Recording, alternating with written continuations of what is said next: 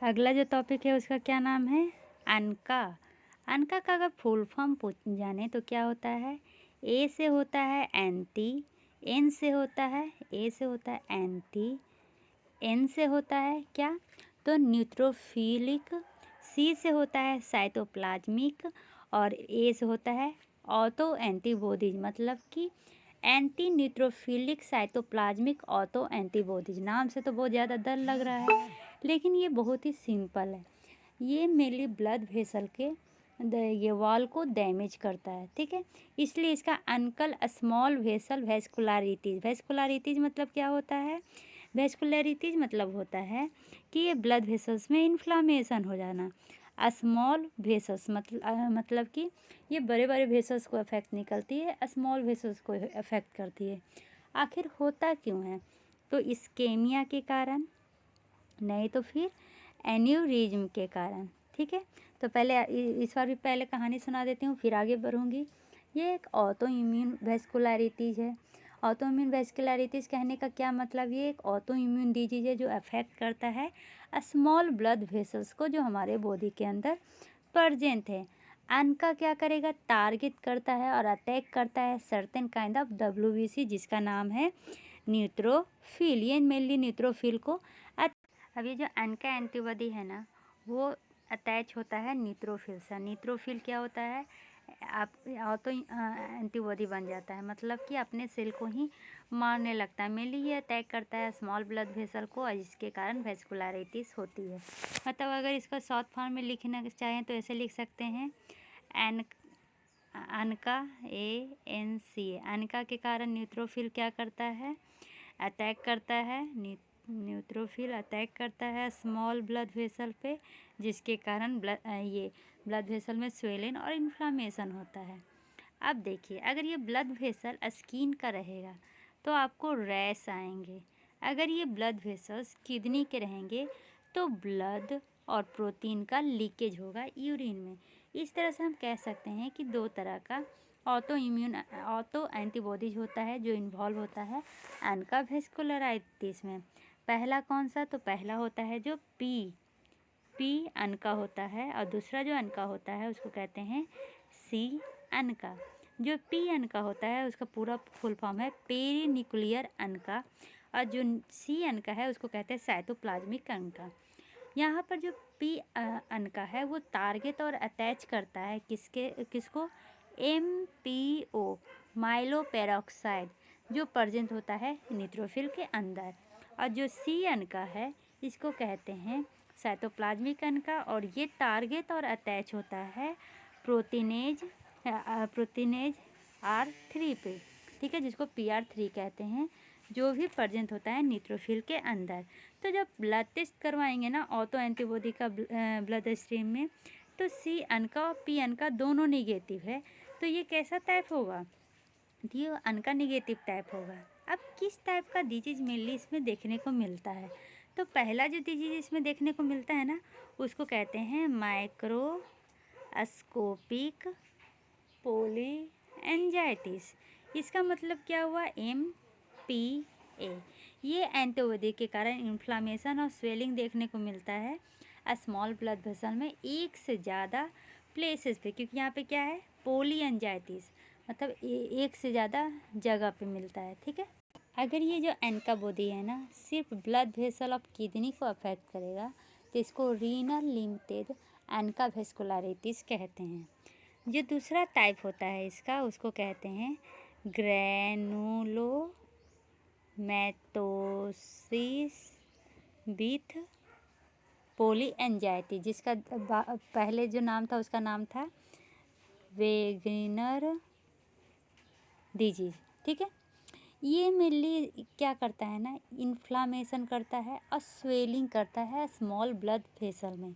लेकिन अंदर माइक्रोस्कोप जब हम देखेंगे ना तो ग्रैनुलोमेटस इन्फ्लामेशन दिखेगा, मतलब कि एक सर्टेन काइंड ऑफ इन्फ्लामेशन है जिसको हम ग्रैनुलोमेटस इन्फ्लामेशन कहते हैं। ये अफेक्ट करता है स्किन को और साइनस को।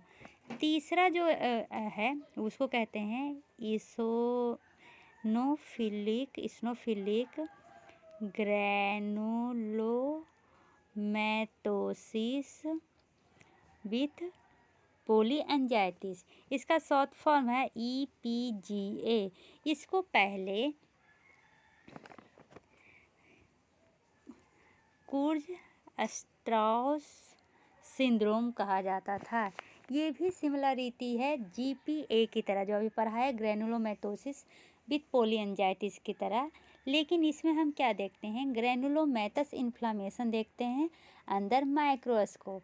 लंग में और साइनस में तो उसमें भी देखते थे, लेकिन इसमें दो एक्स्ट्रा थिंग देखने को मिलता है। इसमें जो पेशेंट होते हैं वो अस्थमा उनमें कंट्रोल करना हार्ड होता है, और इनके ब्लड टेस्ट में इस्नोफिल की मात्रा ज़्यादा देखने को मिलती है। जो ये अनका ग्लोमेरुलोनेफ्राइटिस है, ये इसमें क्या होता है, तो ये मेनली अफेक्ट करता है कैपिलरी ऑफ द ग्लोमुलस। ग्लोमुलस क्या है, जो फिल्टर्ड होता है, तो इससे के कारण फिल्ट्रेशन अफेक्ट होता है। प्रोटीन और RBC जो ब्लड वेसल में होते हैं वो लीक करने लगते हैं यूरिन में, मतलब कि फिल्ट्रेशन सही से नहीं हो पाता है। ब्लड के कारण जो यूरिन का कलर है वो टी कलर या कोक कलर हो जाएगा, और प्रोटीन के कारण फ्रोथी या ब्लबी यूरिन होंगे। बाद में ये यूरिन फेलर भी हो सकता है। तो अगर यूरिन फेलर होगा तो ट्रीटमेंट में डायलिसिस करेंगे। डायग्नोसिस के लिए यूरिनलाइसिस करवाते हैं। एज किस एज में ज़्यादा कॉमन है, तो ये बच्चों में कॉमन नहीं है, ये 50 से 60 ईयर्स ओल्ड में ज़्यादा कॉमन है। गोरे लोगों में होता है या काले लोगों में होता है, गोरे लोगों में ये ज़्यादा देखने को मिलता है।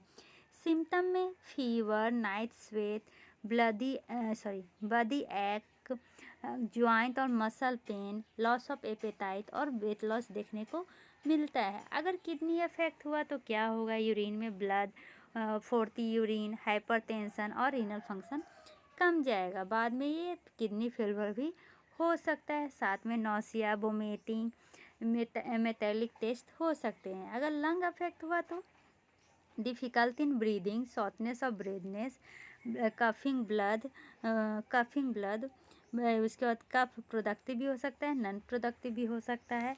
जब हम डीप ब्रेथ लेते हैं ना तो उसमें चेस्ट पेन करता है। ठीक है, क्या वो करता है, चेस्ट पेन करता है। अगर ये अपर एयरवेज को अफेक्ट करेगा तो shortness of breathing, hoarse voice और कफ। अगर ये साइनस को अफेक्ट करेगा तो sinus pain, pressure, congestion, sinus infection, yellow, green, brown, pink नहीं, black, bloody drainage from the nose होता है। ठीक है, और नोज के चारों तरफ ऐसे क्रस्ट बन जाता है। अगर आई में हुआ तो आई रेड हो जाते हैं, इरिटेटेड आई हो जाएगा, आई पेन होगा, ब्लर विजन और लॉस ऑफ विजन भी देखने को मिलेगा। ईयर में होगा तो tinnitus, infection in the middle ear और हियरिंग लॉस होगा। नर्व में हुआ तो नमनेस, टिंगलिंग, वीकनेस होगा। स्किन में हुआ तो रैश ऑन फीट, सोर। अगर पुरपुरा हुआ तो पुरपुरा मेनली 3 चीज़ों में हो सकता है, या तो अभी जो पढ़े MPA, GPA और EPGA में।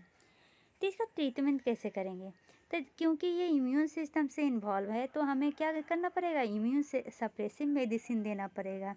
इस तो इम्यून सप्रेसिव इम्यून सिस्टम को वीक कर देता है, तो इन्फेक्शन के चांसेस बढ़ जाते हैं। तो इसमें 2 तरह का थेरेपी होता है, एक तो इंडक्शन थेरेपी और दूसरा मेंटेनेंस थेरेपी। जो इंडक्शन थेरेपी है ना वो कंट्रोल करता है डिजीज़ को और दोबारा इसको आने से, और मेंटेनेंस थेरेपी है जो अगर मान लो दोबारा आ गया तो उसके बाद उसको ये क्या करता है, सही करने का काम करता है। ठीक है, तो जो ट्रीटमेंट है वो डिपेंड करेगा किस टाइप का वेस्कुलरिटीज़ है। इसका 2 टाइप था, MPO और PR3। तो दोनों में से कौन सा टाइप का है, कितना सीरियस सिम्टम और डिजीज है, कितना फास्ट ये ग्रो कर रहा है, कौन सा बॉडी पार्ट इन्वॉल्व है। ठीक है, मेनली कॉर्टिकोस्टेरॉइड दिया जाता है इम्यूनोसप्रेसिव के यूज में के लिए, लेकिन इसके साथ साथ अदर मेडिकेशन भी दिया जाता है। इंडक्शन थेरेपी में मेनली साइक्लोफॉस्फामाइड दिया जाता है। रितुक्सिमाब भी मेंटेनेंस थेरेपी में दिया जाता है। एजाथायोप्रिन मेनली साइक्लोफॉस्फामाइड के ट्रीटमेंट के बाद मेंटेनेंस थेरेपी में की तरह दिया जाता है। प्लाज्मा फेरेसिस देते हैं। ठीक है, चलिए अब आते हैं टॉपिक में। कुछ तो टॉपिक के बारे में समझ में आ ही गया होगा। ठीक है, ये जो अनका स्मॉल वेसल वेस्कुलरिटीज है, इसमें स्मॉल ब्लड वेसल्स में क्या होता है, इन्फ्लामेशन हो जाता है। अगर ये इन्फ्लामेशन ग्लोमेरुलोनेफ्राइटिस में होगा तो क्या होगा, वो पॉजिटिव सीरम अनका होगा। ठीक है, तो इनमें मेनली 3 चीज़ देखने को मिलता है। 2 तरह का एंटीबॉडी पाया जाता है, एक तो PR3 और एक MPO। PR3 मेनली ग्रेनुलोमेटस होता है पोलियंजाइटी के साथ, और जो MPO है वो माइक्रोस्कोपिक पोलियंजाइटिस होता है, और ये किसमें, तो क्रू अस्टॉस सिंड्रोम में देखा जाता है। और तीसरा कौन सा एंटीबॉडी होता है, लम्प 2। एनका जो है वो मेनली प्रोड्यूस किया जाता है T हेल्पर सेल के द्वारा, एक्टिवेट करता है ल्यूकोसाइट और मोनोसाइट को, डैमेज करता है वॉल ऑफ ब्लड वेसल को, जिसके कारण इन्फ्लामेशन होता है। ठीक है, ट्रीटमेंट पे हम पहले ही बता दिए, इंडक्शन थेरेपी करते हैं, प्लाज्माफेरेसिस, मिथाइल प्रिडनिसोलोन, साइक्लोफॉस्फामाइड दिया जाता है, monthly pulse IV cyclophosphamide, daily oral cyclophosphamide या एजाथियोप्राइन फॉर 1 ईयर दिया जाता है। ठीक है, ये जो माइकोफिनोटोल और रितुजिमाब है ये अभी तक प्रूव नहीं हुआ है इसके लिए। ये जो ग्रेनुलोमेटस विथ पोलियंजाइटिस जो वेगनर होता है उसमें क्या देखा जाता है, ये सिलिका डस्ट एक्सपोजर के कारण होता है, अल्फा 1 एंटीट्रिप्सिन डिफिशियंसी के कारण होता है, रिलैप्स के कारण होता है, बायोप्सी में स्मॉल वेसल में क्या देखेंगे, वेस्कुलरिटी देखेंगे, रीनल सिगमेंटल नेक्रोटाइजिंग दिखेगा। इसमें इतने सारे सिम्टम आएंगे, फीवर, उसके बाद purulent rhinorrhoea, nasal ulcer, sinus pain, polyarthritis, cough, haemoptysis, shortness of breathing, ये सब मेनली इसमें सिम्टम आएंगे। ट्रीटमेंट ये डायग्नोसिस में हम चेस्ट एक्सरे करेंगे जिसमें नोड्यूल्स मिलेगा, इन्फिल्ट्रेशन होगा और कैविटीज मिलेंगे। ठीक है, उसके बाद इसमें क्या होता है ना, ग्रेनुलोमेटोसिस देखने को मिलता है सिर्फ लंग ये डिजीज और डिस्ट्रक्टिव सैनिटाइसिस को छोड़ के, बायोप्सी में कोई भी ग्रेनुलोमा नहीं मिलेंगे। अनका अगर ये क्रूज अस्ट्रोज रहे तो इसमें mainly eosinophilia, cutaneous purpura, asthma, allergic rhinitis, ये सब देखने को मिलेंगे। जब बायोप्सी करेंगे तो ये फोकल सिगमेंटल नेक्रोटाइजिंग ग्रेनुलोनेफ्राइटिस देखने को मिलेगा। तो ये सब तो पहले ही डिस्कस कर दिए हैं। अब आते हैं मेम्ब्रेनो प्रोफरेटिव ग्रेनुलोनेफ्राइटिस पे।